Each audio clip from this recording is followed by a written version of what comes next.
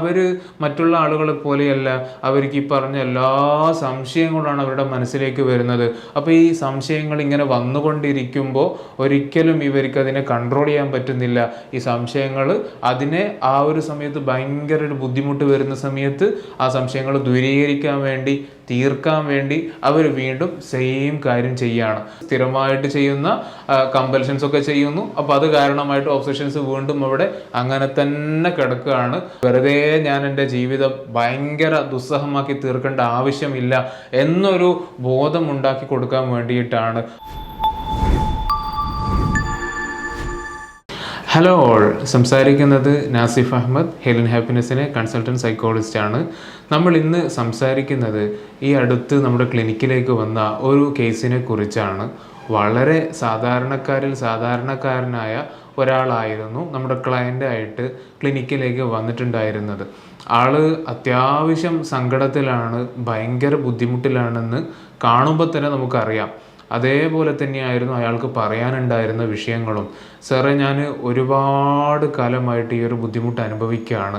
ഞാൻ ഏത് ഡോക്ടറെ അടുത്താണ് കാണിക്കേണ്ടതെന്ന് എനിക്കറിയില്ല, ഏത് ഹോസ്പിറ്റലിലാണ് പോകേണ്ടതെന്ന് അറിയില്ല. ഞാൻ ഇതുമായിട്ട് കഴിഞ്ഞ കുറേ വർഷങ്ങളായിട്ട് ബുദ്ധിമുട്ടാണ്. എന്നെ കാണുന്ന പലരും പറയും, നിങ്ങൾക്കെന്തോ പ്രശ്നമുണ്ടല്ലോ, നിങ്ങൾക്ക് ഇതൊന്ന് കാണിച്ചുകൂടെ, ഇതൊന്ന് ചികിത്സിച്ചുകൂടെ.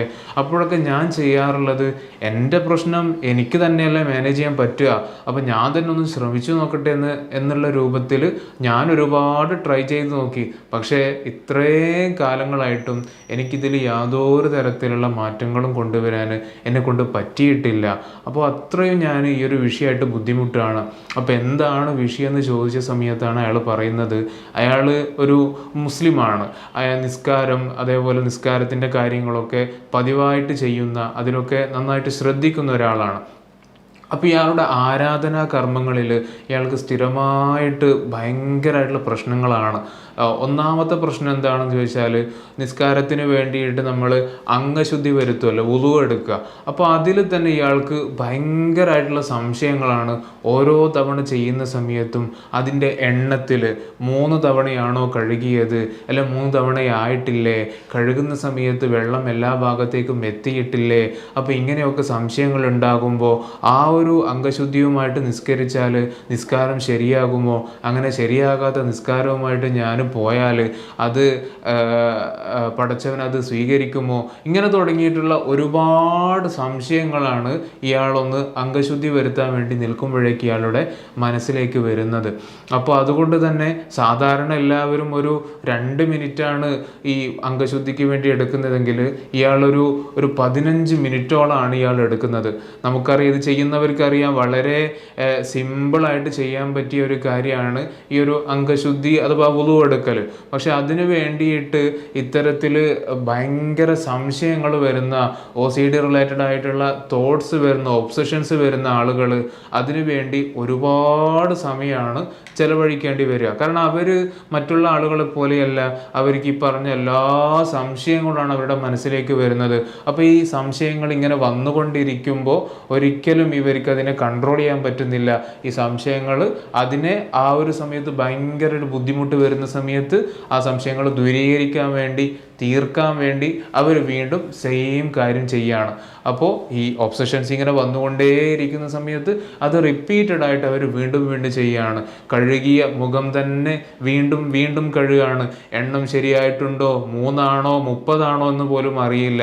അല്ലെങ്കിൽ കഴുകുന്ന സമയത്ത് എല്ലാ ഭാഗത്തേക്കൊക്കെ വെള്ളം എത്തിയിട്ടുണ്ടോ. അപ്പോൾ മുഖം എങ്ങനെയെങ്കിലുമൊക്കെ കഴിഞ്ഞാൽ പിന്നെ അടുത്തതായിട്ട് കഴുകാനുള്ളത് കയ്യിൻ്റെ കാര്യങ്ങളാണ്.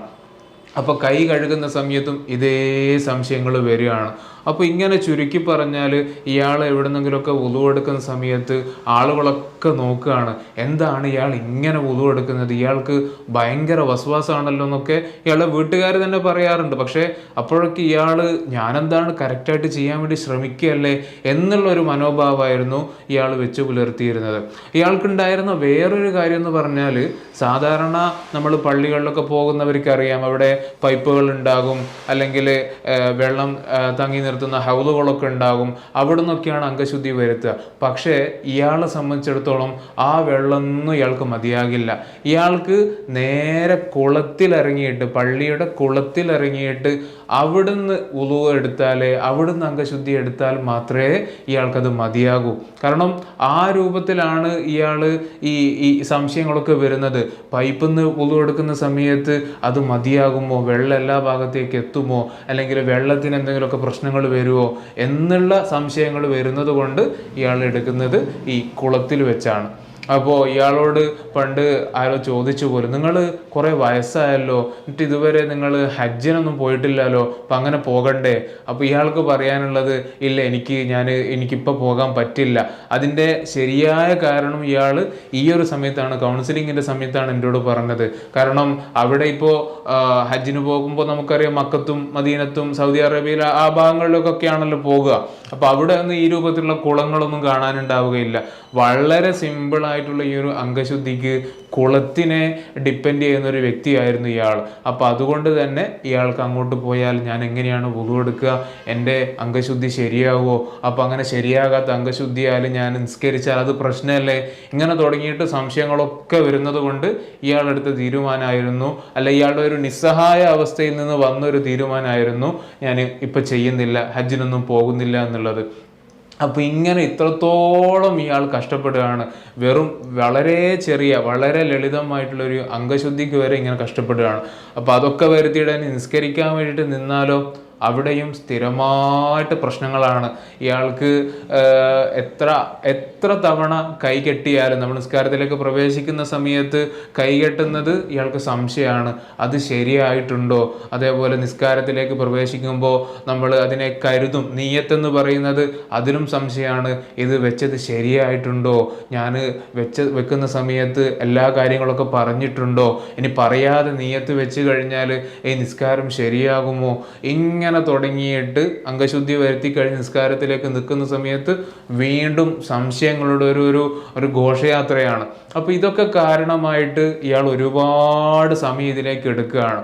അപ്പോൾ ഇയാളുടെ ഒരു പള്ളിയിലേക്ക് വന്നു കഴിഞ്ഞാൽ മറ്റുള്ള ആളുകളൊക്കെ ഇയാളിങ്ങനെ നിരീക്ഷിച്ചുകൊണ്ടിരിക്കുകയാണ്. കാരണം ഇയാളുടെ ആക്റ്റുകൾ ആ രൂപത്തിലാണ് ഇയാളവിടെ പ്രവർത്തിക്കുന്നത്. നിസ്കരിക്കാൻ വേണ്ടിയിട്ട് ഒരുപാട് തവണ അല്ലാഹു അക്ബർ അല്ലാഹു അക്ബർ എന്ന് പറഞ്ഞിട്ട് ഒരുപാട് തവണ ഇയാൾ കൈകെട്ടുകയാണ്. കാരണം അതുകൊണ്ടൊന്നും ഇയാൾക്ക് മതിയാകുന്നില്ല, കാരണം ഇത് ശരിയായിട്ടുണ്ടോ എന്നുള്ള ഒരു സംശയം വരികയാണ്. അപ്പം വീണ്ടും അതേപോലെ റിപ്പീറ്റ് ചെയ്യുകയാണ്. അപ്പോൾ ഇങ്ങനെയൊക്കെ ഒരുപാട് വർഷങ്ങളായിട്ട് കടന്നു പോകുന്ന ആളാണ്. ഇത് നമുക്കറിയാം, സാധാരണ നമ്മുടെ വീഡിയോസ് കാണുന്ന ആളുകളാണെങ്കിൽ അറിയാം, OCD റിലേറ്റഡ് ആയിട്ടുള്ള വിഷയമാണ്. ഒബ്സഷൻസ് വരുന്നു, ആ ഒബ്സഷൻസ് വരുന്ന സമയത്ത് സ്ഥിരമായിട്ട് ചെയ്യുന്ന കമ്പൽഷൻസ് ഒക്കെ ചെയ്യുന്നു. അപ്പോൾ അത് കാരണമായിട്ട് ഒബ്സഷൻസ് വീണ്ടും അവിടെ അങ്ങനെ തന്നെ കിടക്കുകയാണ്. അപ്പോൾ ഇത് കാലങ്ങളായിട്ട് തുടർന്ന് വരികയാണ്. അപ്പോൾ ഈ സംശയങ്ങൾ വരുന്ന സമയത്ത് കുറേയൊക്കെ ഇയാൾ തന്നെ സ്വന്തം മാനേജ് ചെയ്യാനൊക്കെ നോക്കുന്നുണ്ടെന്നാണ് പറയുന്നത്. പക്ഷെ അതൊന്നും ഒട്ട് നടക്കുന്നില്ല.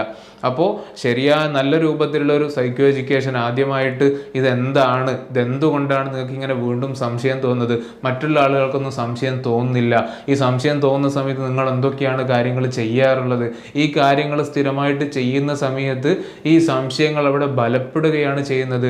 ഒരിക്കലും ഈ സംശയങ്ങൾ, അതിൻ്റെ റൂട്ട് കോസ് ആയിട്ടുള്ള ഈ ചിന്തകൾ അവിടെ നിങ്ങളുടെ അടുത്ത് നിന്ന് പോകുന്നില്ല. അപ്പോൾ ഈ ഒരു സൈക്കിൾ ഇങ്ങനെ പോകുന്നത് കൊണ്ടാണ് സ്ഥിരമായിട്ട് നിങ്ങൾ ഈ ഒരു പാറ്റേണിൽ ഇങ്ങനെ പോകുന്നത്. അപ്പോൾ അത് നമുക്ക് ബ്രേക്ക് ചെയ്യണം. അതിന് ഈ രൂപത്തിലാണ് ചെയ്യേണ്ടതെന്നുള്ള രൂപത്തിൽ ഒബ്സഷൻസ് എങ്ങനെ മാനേജ് ചെയ്യാമെന്നും അതേപോലെ തന്നെ കമ്പൽഷൻസ് എങ്ങനെ മാനേജ് ചെയ്യാന്നുള്ള കാര്യങ്ങളൊക്കെ പറഞ്ഞു കൊടുത്ത സമയത്ത് വെറും 2 സെഷൻ കൊണ്ട് തന്നെ കാര്യമായ ഇമ്പ്രൂവ്മെന്റ് നമുക്ക് അയാളിൽ കാണാനുണ്ടായിരുന്നു. അപ്പോൾ ഇത് പൊതുവെ ഒരുപാട് ആളുകളിൽ കണ്ടുവരുന്ന കാര്യമാണ് ഈ വസ്വാസ് എന്ന് പറയുന്നത്. അത് പല രൂപത്തിലാണ് കാണാനുണ്ടാകുക. ചില ആളുകൾക്ക് ഈ ആരാധനാ കർമ്മങ്ങളിലായിരിക്കും, ചില ആളുകൾക്ക് അത് വൃത്തിയാക്കുന്ന വിഷയത്തിലായിരിക്കും. ഈ മാലിന്യങ്ങൾ, നജസൊക്കെ പുറത്തു പോയിട്ടുണ്ടോ, അഥവാ അത് ശരീരത്തിലായിട്ടുണ്ടോ, ബാത്റൂമിൽ പോയാൽ എൻ്റെ ശരീരത്തിലോ എൻ്റെ ദേഹത്തോ എന്തെങ്കിലുമൊക്കെ ആയിട്ടുണ്ടോ, ഇങ്ങനെ തുടങ്ങിയിട്ട് ഒരുപാട് ഒബ്സഷൻസ് ഈ വിഷയത്തിലൊക്കെ നമുക്ക് കാണാൻ പറ്റാറുണ്ട്. പൊതുവെ ഒരുപാട് പേർ ഇതുകൊണ്ട് പ്രശ്നങ്ങൾ അനുഭവിക്കാറുണ്ട്. വളരെ നിസ്സാരമായിട്ട് നമുക്ക് ട്രീറ്റ് ചെയ്യാൻ പറ്റുന്ന ഒരു വിഷയമാണ് OCD എന്ന് പറയുന്നത്. പക്ഷേ അതുകൊണ്ട് അനുഭവിക്കുന്ന ബുദ്ധിമുട്ട് അത് അനുഭവിക്കുന്ന ആളുകൾക്ക് മാത്രമേ അറിയൂ. ഇതിൻ്റെയൊക്കെ വിഷയം എന്ന് പറഞ്ഞാൽ പുറത്തൊരാളോട് പറയാൻ പറയാൻ പറ്റില്ല ഞാൻ ഇങ്ങനെയൊക്കെയാണ് എൻ്റെ ഉള്ളിൽ നടക്കുന്നത്, ഇങ്ങനെയൊക്കെയാണ് എൻ്റെ ചിന്ത പോകുന്നത് എന്ന് വരെ അവർക്ക് പറയാൻ പറ്റാത്ത രൂപത്തിൽ അങ്ങേയറ്റം ഭയങ്കര കഷ്ടപ്പാടിലായിരിക്കും അവർ മുന്നോട്ട് പോകുന്നുണ്ടാകുക.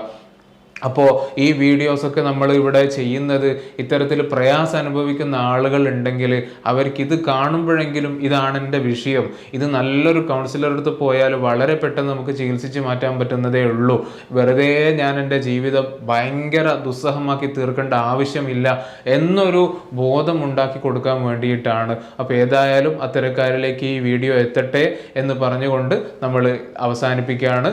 അടുത്തൊരു ടോപ്പിക്കുമായിട്ട് നമുക്ക് വീണ്ടും കാണാം. Good bye.